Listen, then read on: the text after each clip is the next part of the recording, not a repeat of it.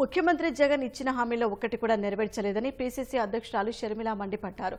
కర్నూలు జిల్లా కోడుమూరులో న్యాయ యాత్రలో ఆమె పాల్గొన్నారు. ఉద్యోగాల పేరిట యువతను దగా చేశారని షర్మిల ధ్వజమెత్తారు.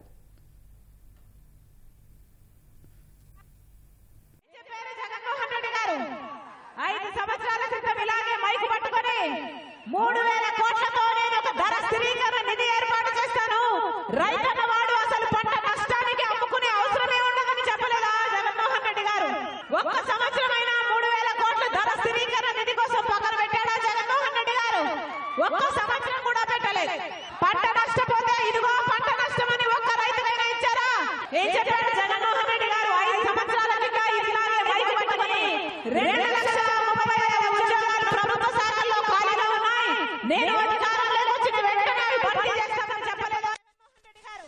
చేశాడా? 5 సంవత్సరాల ఎందుకు చేయలేదన్నా? గాడిదలు కాసారా 5 సంవత్సరాలు? గుడ్డి గుర్రాలకు పళ్ళు తోమారా 5 సంవత్సరాలు? ఇది దగా కాదా?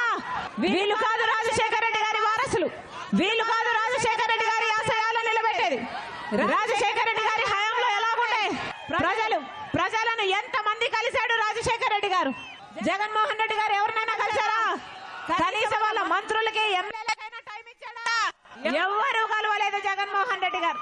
మళ్ళీ చెప్తున్నాం, ప్రజల గురించి ఆలోచన జగన్మోహన్ రెడ్డి గారికి లేదు అని తేలిపోయింది.